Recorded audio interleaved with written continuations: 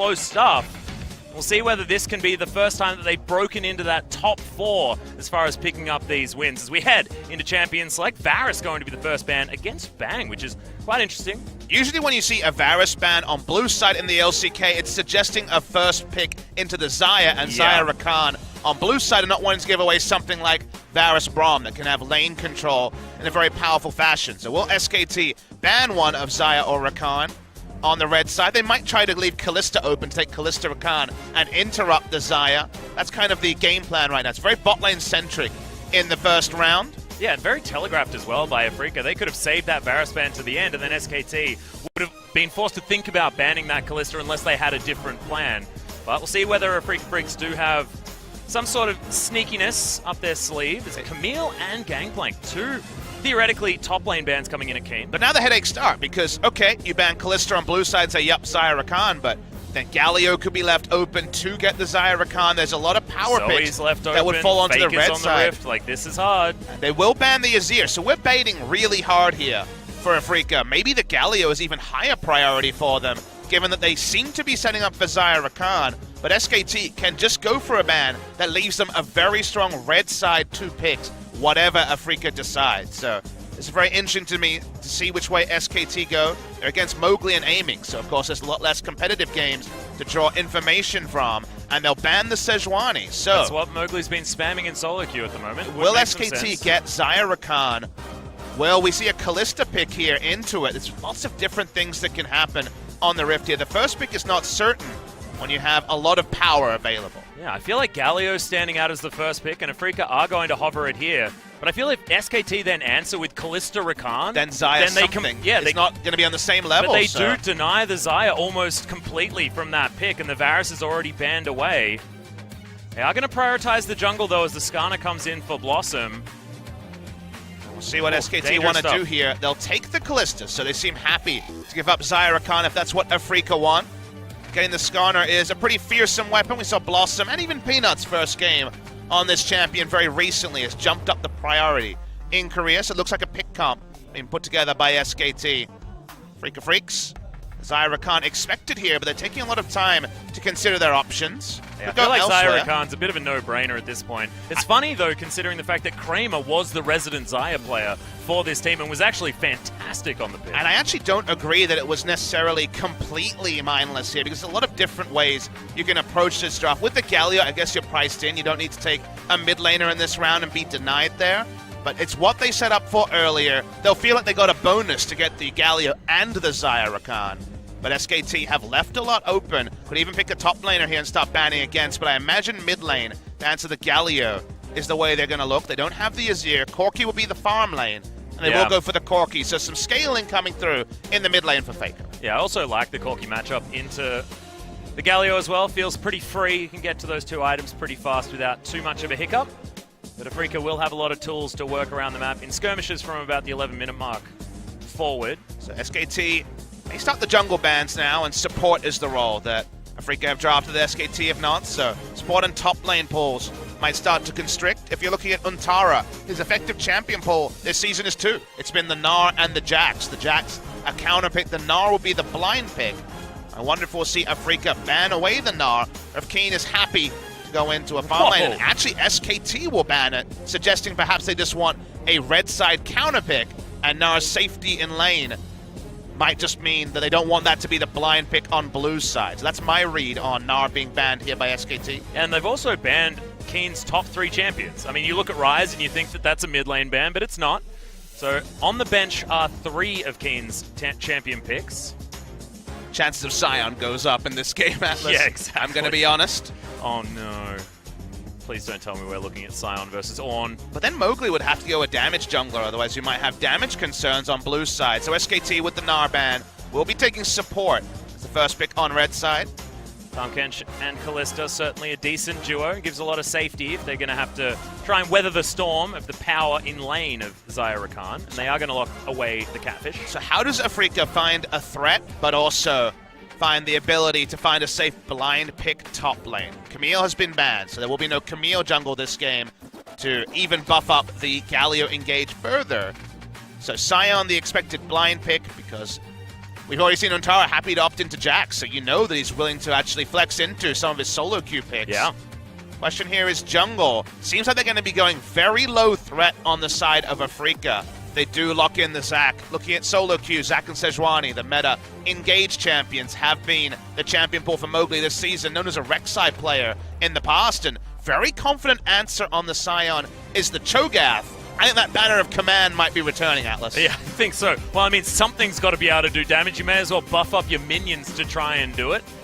See what is going to happen, because I guess, you know, SKT, they're not too worried about damage. They got the dual threat coming out of the Corki and Kalista, but Afreeca, you're exactly right. It's a bit worrying. For the side of SKT, as this game goes on, their scaling is even better than it might first appear when you see a Corki mid lane that's probably going to go into the Cull and try to farm. Consider that in team fights, we know that Cho'Gath fights very well front to back because he just feasts the nearest tank. Yeah. You actually take them down much faster, and the value of having multiple tanks against a farmed Cho'Gath goes down. Galio especially is going to have some ability power and a Rod of Ages, and then just get chomped on and will die through all of his damage reduction. So they're looking to fight front to back over time. So how does Afreeca win? They need to pile in there. Sion needs to respond first. Very good on the roam in the early game. Galio needs no introduction. This needs to be a pretty proactive game from the side of Afreeca.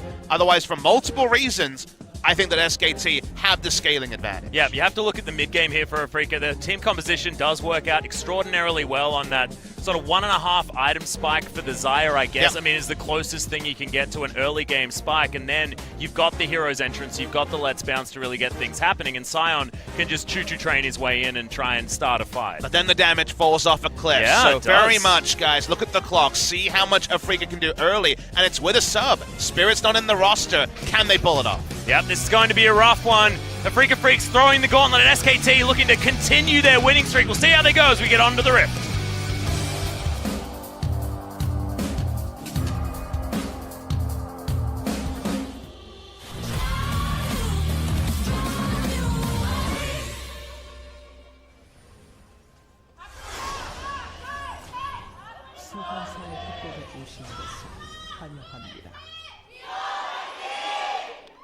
Yes, it's most of the audience going to be SKT fans.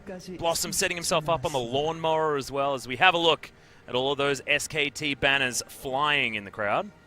We definitely have a fully sold out day here. You would have seen some empty seats, unfortunately, because it is 5 p.m. and kind of a remote part of Seoul. Very difficult for all our fans to get here for Game 1. Yeah. But whenever we see fans in what are usually the seats that are cordoned off for press, it lets you know that we have a full house expected here for what should be a fiery series. 3 games would be epic between Afreeca and SKT. Yep, hoping for it.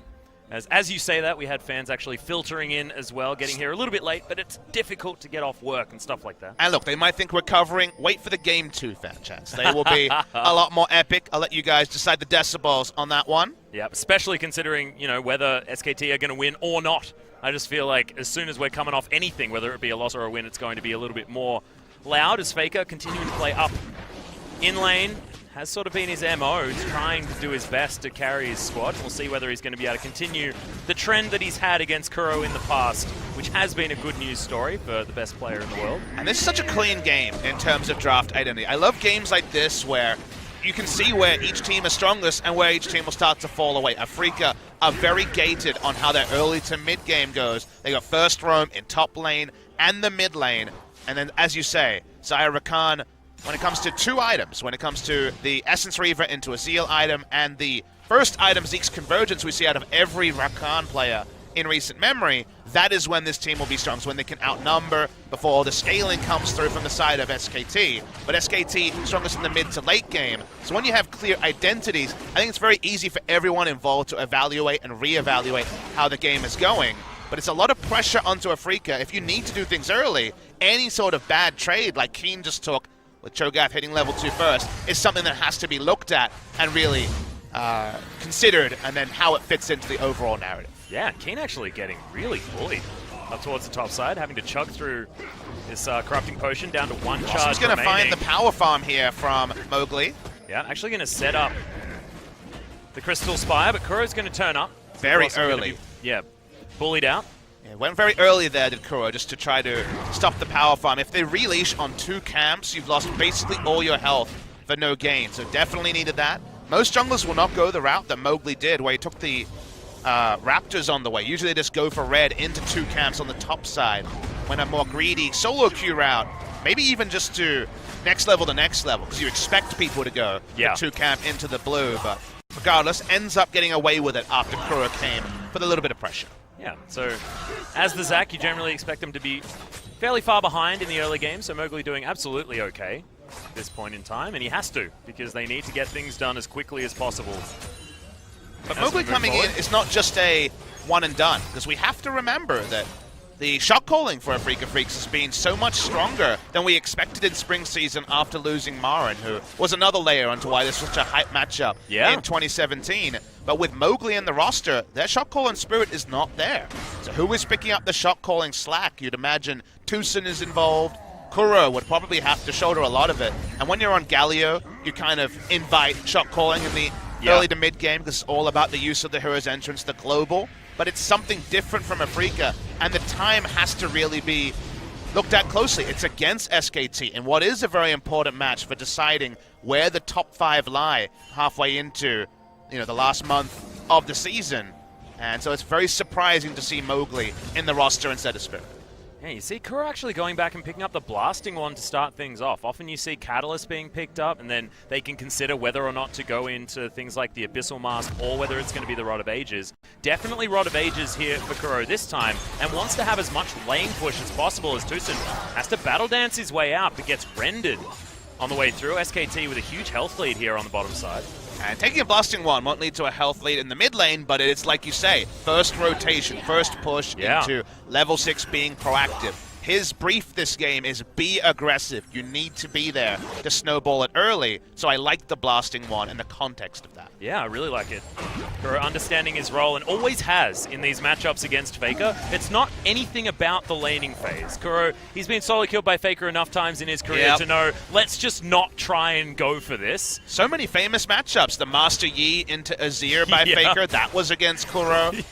Kuro's Azir. He's like Faker's punching bag. He is, and his Azir was the biggest kind of Bronx cheer you'll get from anyone. That was the pick that he struggled on the most, but this season it's been a dominant pick for him, 4-1 on Azir, and drawing Azir bans pretty frequently. So it's a bit opposite week, an opposite day in the LCK in 2018, and Kuro's Azir, actually something to respect. Oh, it is. Certainly now.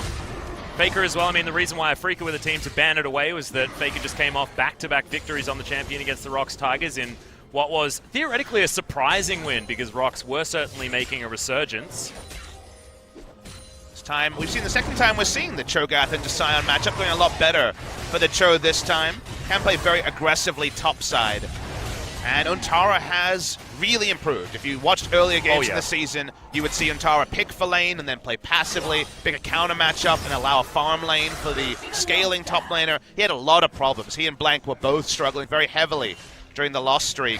This is time away from the team. If we're just evidenced by his Rox Tigers performance, he was very aggressive in the Jax matchup. Picked for lane, played to lane, and definitely wasn't wearing the same kind of very worn kind of expressions he was showing when you could see that clearly the mental toll of being on a losing SKT team with all the attention from the fans was something that was really bringing him down. Yeah, the expectation seemed to have been a real problem for Untara, but having a bit of a break and having Tal there just to give him some extra motivation seems to have helped out. I think seeing Blossom as well, Atlas, true. Because Blossom has come in and done the opposite. He's been absolutely able to play the competitive scene as if it is just solo queue. He has been super aggressive. He has been decisive. He's made mistakes, but then he jumps back on the horse and does it again, which he needs to do. And I think that's the sort of thing where if you're in power, you see that and you say, maybe I can take that approach too.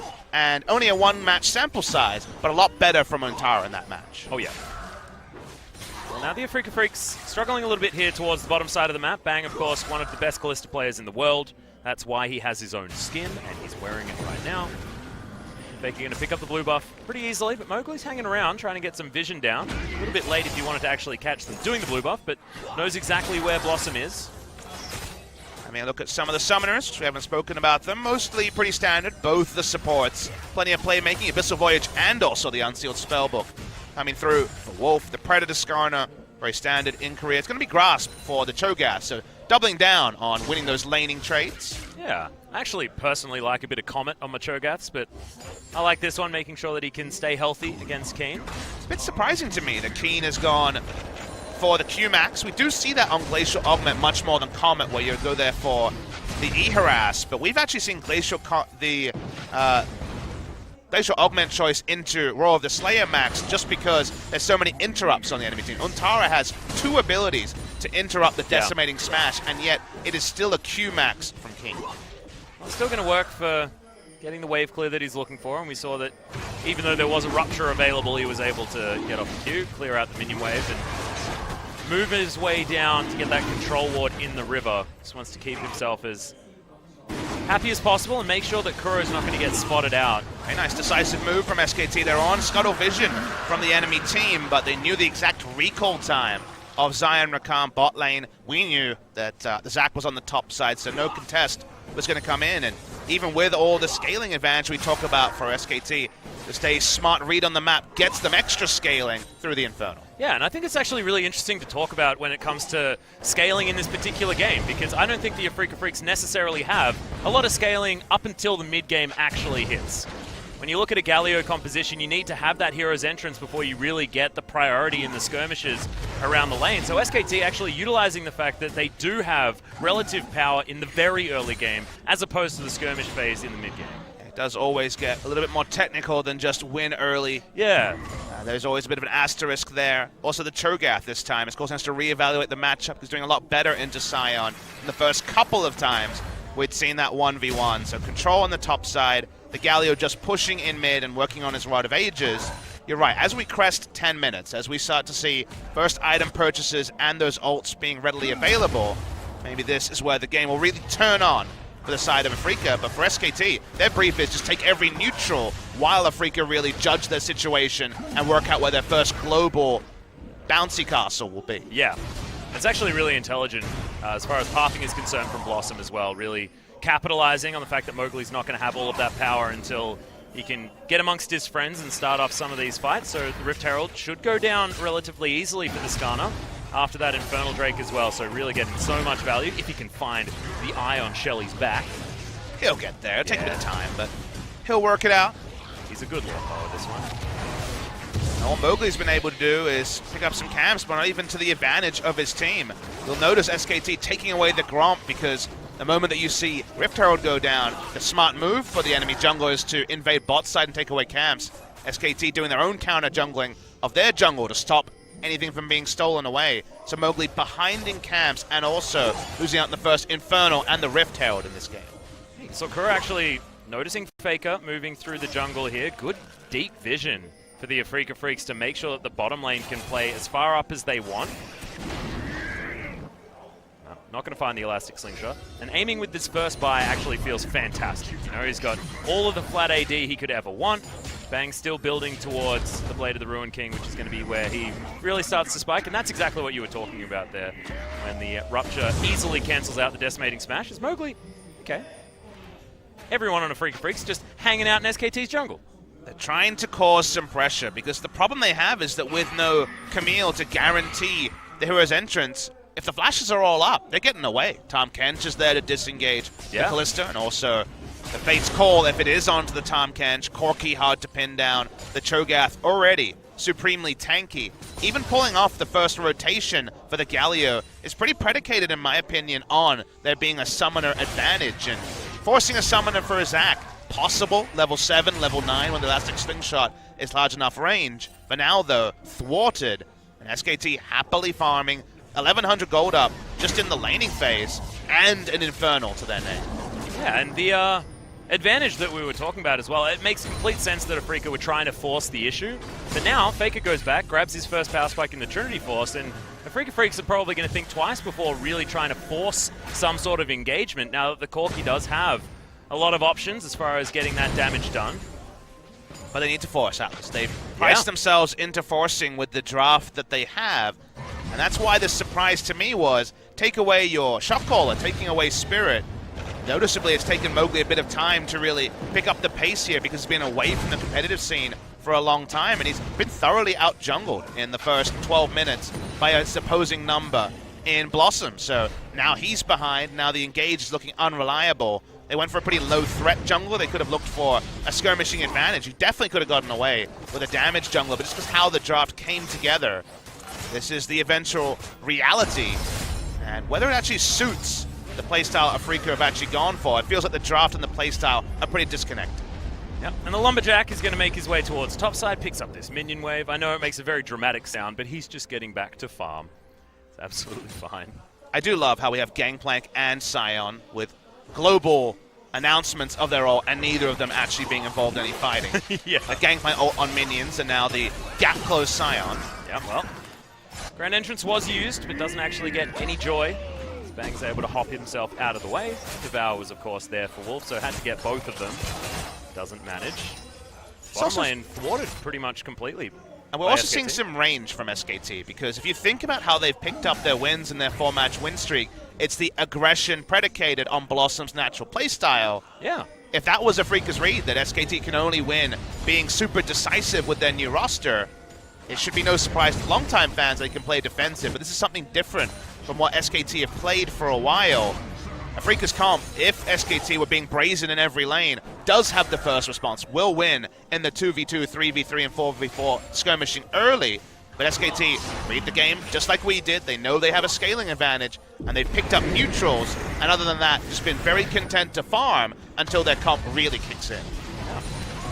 Now they're going to have that Rift Herald as well to possibly get a cute little headbutt. And it's at the same time as Infernal comes in, so that's why it was so deep on the Rift. They want to set up for Infernal, have a secondary objective for the Galio to have to respect. Does hit the eye the first time, so at least the first charge isn't going to be massive. It's the sort of thing that can hurry a team having to respect the Rift Herald when the enemy team is only interested in setting up for Infernal. Also means that Kuro definitely can't get any heroes entrances happening around the rest of the map.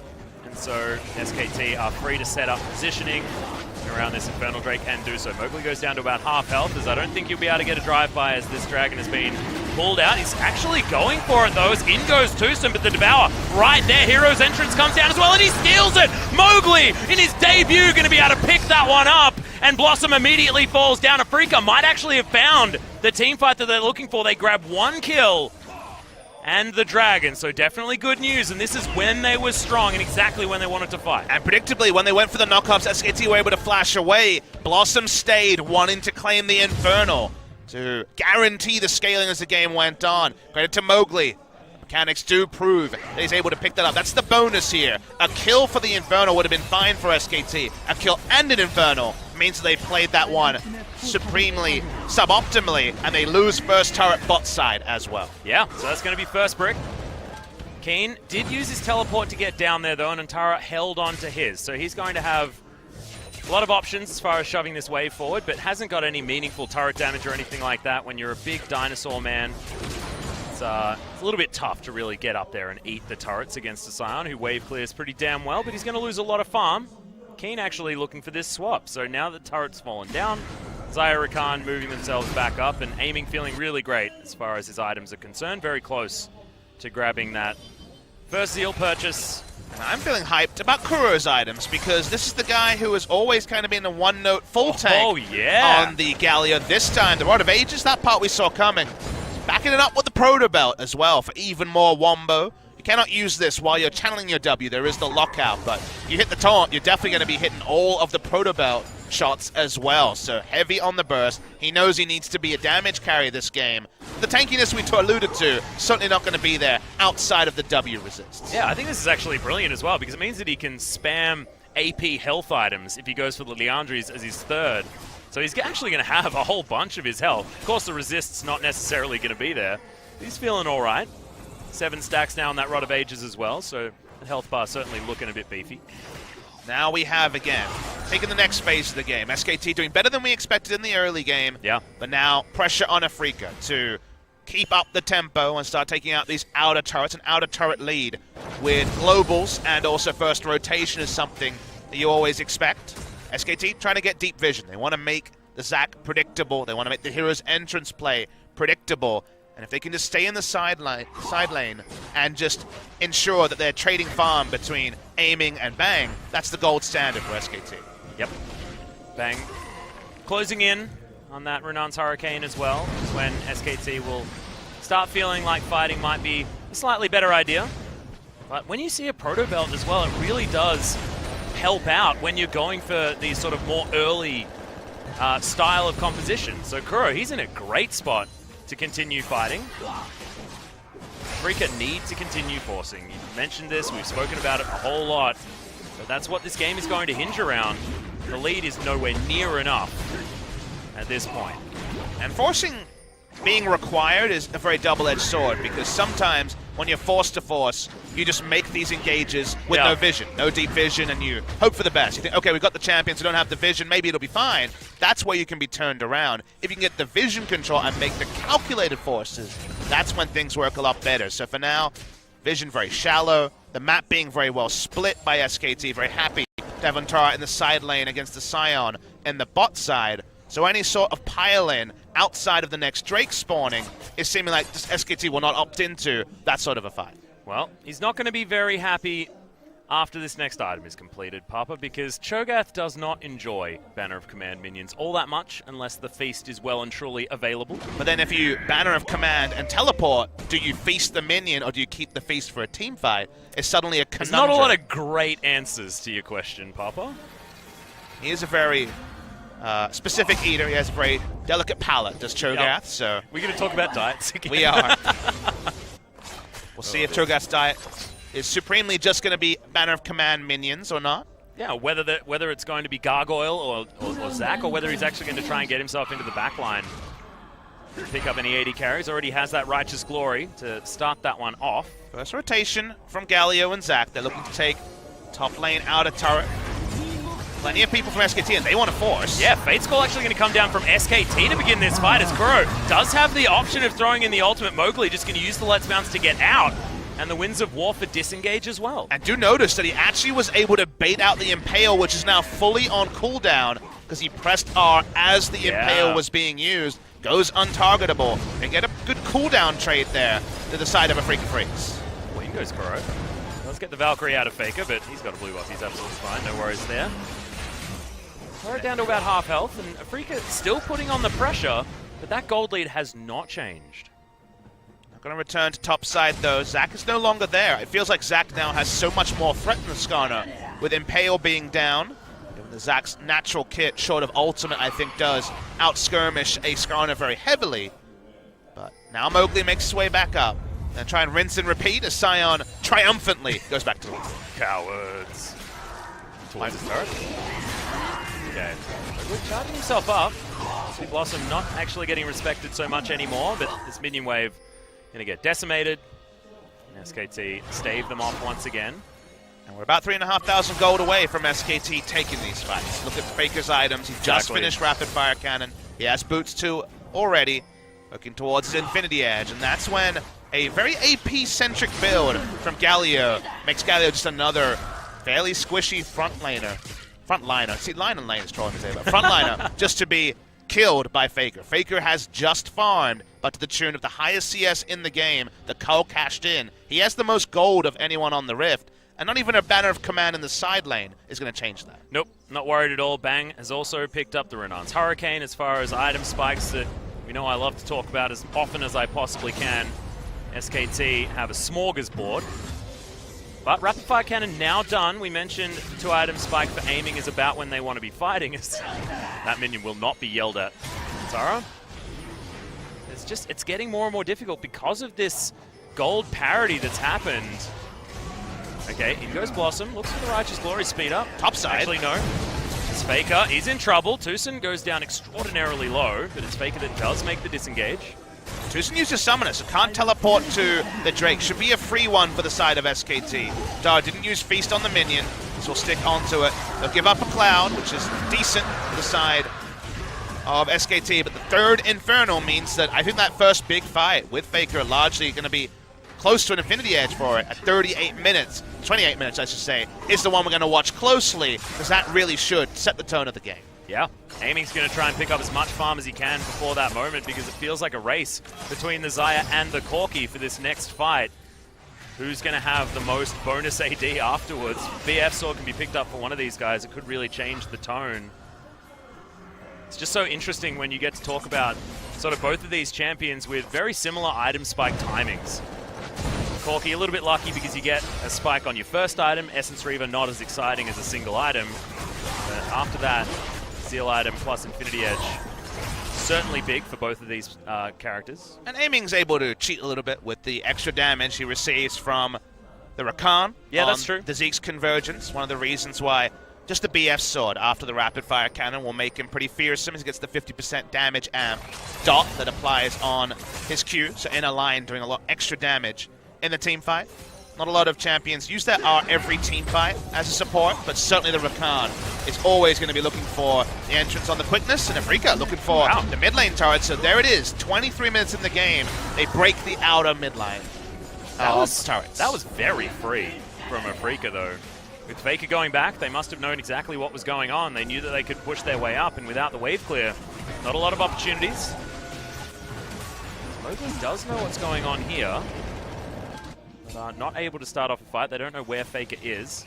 Doesn't have the package. Otherwise, it's okay.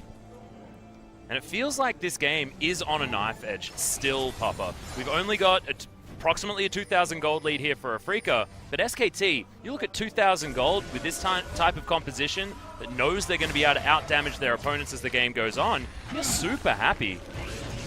And SKT presses their buttons on Baron, and it dies real fast with the Callista and the Cho'Gath, both there to secure it next to the Smite. That's when Mowgli looks at Baron and goes, I guess I'll have to smite at 4,000 health? Don't know. It's a really tricky one with how much secure there is, and Corki's insane damage output to cement that. That's kind of the headache that Afreeca have, is that they ever try to play bot side and they're not in range to engage. Oh boy, do SKT delete the Baron. So we complement Afreeca's decisive shot calling and rotation around the mid lane outer turret. But if SKT make that sort of a decisive play around the Baron, they're going to do it damn fast. Yeah. Well, we've got a Cloak of Agility coming in for Aiming, but he had to grab the QSS. Didn't actually think about that with the Impale on the Rift. You have to be able to pick up that item if you're the sole damage dealer for your team. And so Aiming going to be behind. We mentioned the race towards Infinity Edge. Well, that means that Faker is certainly going to win that one. He does have a gigantic CS lead, but it's only going to be helped with the fact that Aiming is priced in to grabbing that one. They only need two of them. They need one on their support as well, I would say. Otherwise, Tucson can just be picked and die before he even gets to use the quickness. Those two have QSS. Everyone else is a beefy tank, so yeah, not too you'll have to accept that you're likely to be pulled in. Yep, if you're a Scion, a Zac, or a Galio, you're pretty happy to be pulled into the back line. Lane and line are really screwing with both of us today, Bubba. And Aiming definitely did some nice damage onto the Cho'Gath, and that's a flash down on Cho. Yeah, so QSS be damned. He still does some damage. It's such a tense moment. You outlined it a couple of minutes ago. It will not change. The Infernal will probably be the side of a fight. For now, Afreeca healing around the Baron. They are clumped up. Well, they're looking to try and go in on Blossom to start this one off, but Tucson gets the quickness into the back line, and that's going to be Kuro heroically entering and picking up the first kill of the fight. Actually, the second as Wolf. The Catfish had already fallen, and no time is wasted. Mowgli slingshotting himself onto the purple worm, and Afreeca looking to put the first few nails into this coffin. And it was such a great 1-2 punch where they blew the flash of the Cho'Gath, and they even had positioning on the hero's entrance behind the front line of SKT. They zoned so well, they controlled space so well, and Afreeca richly deserved the 26-minute Baron. Oh, absolutely outstanding. Let's have a look at it again. Remember that Cho'Gath is out of position. The Rakan goes into the backline at the same time the hero's entrance is used deceptively early to zone space. Bang and Faker both have to get out of the fight instantly. They do no damage at all. So Afreeca just control what is a very narrow corridor supremely well and earn the Baron. Yeah, and that has to go to Kuro there as well, because he timed his heroic entrance exactly when Tucson had gone in with the grand entrance. So the double entrance, meaning that he's going to be put there even if Tucson goes back. If the hero's entrance was closer to Baron, then there would have been no threat on Faker and Callista. Callista would have kept her flash. Faker wouldn't have had to Valkyrie out. There would have been a lot more damage output. But in that small second after the grand entrance, that was the time the trigger was pulled. And now Afreeca have a big lead and probably will just get this Infernal free unless SKT really see something they like. Yeah, positioning around here, going to Afreeca at the beginning, but that is a big old Baron of Command minion heading towards this inner turret top side. There is a lot of pings onto the vision that SKT put down. And with the package, SKT might be feeling better. Infinity Edge is done, remember, onto Faker. Oh, there's definitely a team fight that SKT wins. Oh, yeah. There is certainly one where they have the item timings to be able to punish the side of Afreeca. The hero's entrance goes wide, and it's just one by one, getting focus fire by the Callista and the Corki. They will die. Speaking of the Corki... Yeah, trying to get the pick out here is the unstoppable onslaught. Cowards. Makes his exit. Cowardly exit, but a strong one. Yep, could be in trouble, but he is actually going to use the Impale onto Mowgli. He doesn't actually care. He's just going to pop out, aiming, flashing over the wall to pick up these kills, and Wolf going to get critted to the face. Mowgli heading in. Stretch Armstrong going to pick up a whole host of CC, and he doesn't even go down to the bloblets. Afreeca are team fighting out of their minds today. And unfortunately, Skarner is just allowing there to be positioning on a Galio ultimate every time, trying to gap close the Zac to his team. Unfortunately, his entrance comes in, aiming confident enough to flash over the wall, aiming a trainee of SK Telecom T1 in previous seasons on the practice team. Gets the unlikely start against his old organization, having a great start, and there is going to be the inhibitor turret broken at 29 minutes. Absolutely incredible. 29 minutes is about sort of the end of the timing where you're going to feel strong as this comp, but now that they have a lead like this, it's just closing this one out. But let's have a look at it again. Why grab the Zac? He was looking for just any target. He would have got the call to initiate, but unfortunately for him, positioning great for Kuro. By the time the Skarner gets out, he's on low health. Aiming does have the balls to flash over and gets the profit as well as multiple members go down. Antara just caught in the strife, no way for the Cho'Gath to exit, still doesn't have flash. So time and time again, the Galio zoning control, the amount of control there is in terms of zones. Faker and Bang have their items, none of them have been able to get near a kill just because they've been zoned out of damage again and again. Yeah, Kuro as well, I mean, his heroic entrances have been absolutely fantastic. The dude's sitting on 5 items here. Zhonya's has done Leandri's, the most recent item to head into his back pocket. 6-0 is the kill score. A couple of Infernal Drakes. Afreeca feeling absolutely fantastic with a 7,000 gold lead. And this is when SKT are going to start sweating. How do they stall this to the point where they can win a fight? Because if they face check like this, well, Wolf's dead. Aiming's going to easily pick that one up, but that's exactly what Afreeca have now built up for themselves. Certainly, and the AP on the Galio is undeniable. 4 AP items already complete. He is going to one rotation Bang and Faker at this point in the game. So Wolf walks up, he dies instantly. That's just the reality of being a support. Turn to mid lane. They already have the mid lane inhibitor turret down, so they're going to keep pushing up, and Kane continuing just ulting to zone away. First inhibitor of the game should go the way of Afreeca around 31 minutes. Yep, still waiting on Wolf. You can see Kuro, I mean, yes, he's got 4 AP items. 3 of those have health, and the other one has armor, so he's still deceptively tanky against the damage, especially out of Bang. But with a health bar like that, it is daunting having to try and fight him, and he does so much damage as well. Faker close to his 4th item.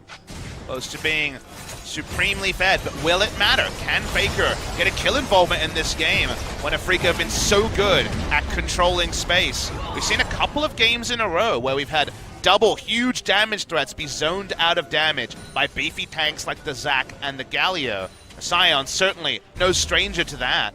They've zoned supremely well. There is now double Gargoyle Stone Plate and a Gargoyle on the Rift for the side of Afreeca. That means it's going to take a long time to get through the front line, even before the items are complete for Bang. He does not have the Lord Dominic's regard he desperately needs. Oh, yes. Oh, man. A little bit ironic that both of the Lord Dominic's regard, both of the stone plates are not on the Gargoyle. Unfortunate. And Tara probably wanted to build up one for himself, but decided to go for the Abyssal Mask. Faker has 407 CS at 32 minutes into the game. He's had no threat. He's just been farming against the Galio. The team fight impact from the Galio cannot be denied here. It's very much how the matchup goes. Both of them doing better than expected, but Faker, he just wants to kill someone, but doesn't have the safety to do so because of the incoming threat of all the damn tanks on the side of Afreeca. Aiming as well. He's got his last Whisper. Lord Dominic's could be coming in for him as well, unless he wants to pick up the Mortal Reminder to deal with potentially the grey health coming out of Wolf. He will be one of the first targets they are going to be locking down. And they know who the MVP is. Kura says, well, I guess I'm leashing for you, Aiming, who has 3 items, the last Whisper, and now the blue buff. Well, Frozen Heart done here for Keen as well. This guy's got so many tank stats. True damage going to be going through it if Untara does manage to get the feast down, but I just think that there's too many targets that he needs to feast in these team fights. And the whole game plan here for SKT just didn't account for them falling this far behind. 8,000 gold, 33 minutes in, and Afreeca just waiting this last 24 seconds for the Baron to turn up on the map once again. It's been so interesting because the early game went better than expected for SKT, and then when it came to the need to be decisive instantly, we got it out of Afreeca. Their team fought better than any of us could have been predicted with subs in the roster, 2 subs based on their earlier roster. Looking for the pick onto Mowgli, might just be caught. Yeah, Wolf is going to devour him, but the hero's entrance comes down, and Afreeca Freecs, this is exactly what they wanted! And Tara, he's going to get kidnapped straight into the back line, and Keen picks up the kill. Tucson goes down very low, but that was all orchestrated by the Afreeca Freecs. And another fight where Faker and Bang basically do no damage because their front line is just completely evaporated. Blossom looking for the steal. I don't think he's going to get it. He's going to get onslaughted, as Keen is just going to get him out of here. And the Baron falls very, very easily.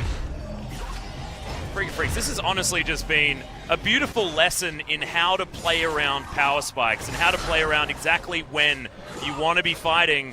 Their orchestration of team fights and their execution has just been phenomenal. Yeah, we're going to see the replay here. They think they have the pick onto Mowgli, but by the time Faker and Blossom join, we've seen this so many times. Zac first controlling space, then the hero's entrance, and Faker and Bang, they can only walk one direction. It's away after a couple of rockets. Very little they can do in these sort of fights, and I think we have to reevaluate some of these 2-threat comps or higher threat comps against something like Galio Zac. Because Kalista famously in the past always struggled against super tanks. She wants to go for Ren sets. Any champion with Hurricane does suggest that. And Kalista's 2 times in a row have been able to do no damage to Zac Galio side. Yeah, and Bang actually went for the extended teamfight style build as well when that hasn't been what he's been able to get into. In goes Tucson, the quickness is there, everyone's evaporating. Wolf, I'm not even sure he was in the fight beforehand. He started off dead as a Featherstorm. He's going to lock down a triple kill for Aiming. He's looking for a quadra, but he's actually not going to join in on this one. He wants to win the game. He's got his eyes on the prize. And Afreeca Freecs 13-0 in the kills. This is a slaughter. Aiming is just killing people where they stand instantly with all his damage amps. They're going to go for the close, and there's nothing Bang can do. Absolutely not. As soon as the Xayah gets in here, it's going to be all she wrote, and there goes the Nexus. Afreeca Freecs continue their domination of SKT in a glorious Game 1. Man, the SKT fans really starting to scratch their heads in the audience here, Papa Smithy, because Afreeca Freecs really had a schooling in that game. They pulled the execution when they needed to flawlessly, and Bang especially could only watch. Kalista ended the game. 0 kills, 0 deaths, 0 assists. There was nothing she could do. The damage numbers will not be impressive because the execution on the teamfight made it impossible for SKT to focus down a tank, chomp him down, silence him, and make it 5v4. It was 5v4 the way of Afreeca before Cho'Gath could even get his rupture going. Yep, and if that game had have lasted, you know, say 15 minutes longer, 10 minutes longer, something like that, maybe you'd start talking about SKT finding their way back in, but it just wasn't the case. Afreeca never leaving that door open more than an inch, and when they did, it was because they wanted to. And the irony shouldn't be lost that SKT just lost to a 1-threat Galio comp. That's what SKT couldn't win with at the start of the season, the Sivir Galio comps. This time the Xayah Rakan comes in, and this Xayah was doing insane damage. Yeah, Mowgli as well. I mean, have to hand it to him. Just farmed things out in the early game and then started the fights when they needed to. But the level of coordination, target selection, the zoning that was being done by all of these tanks from Afreeca Freecs, we spoke about the fact that we weren't sure who was going to be shot calling for this team. Seems like the whole team is a hive mind right now. I feel like Kuro and Tucson were definitely pulling their weight. Super decisive when they needed to be. Better than expected in the mid game, and there was no late game. Yeah, and they were exactly the two that were doing most of that work as well, so I'm glad that you bring that one up, Papa. can see some pretty happy faces on the side of the Afreeca Freecs.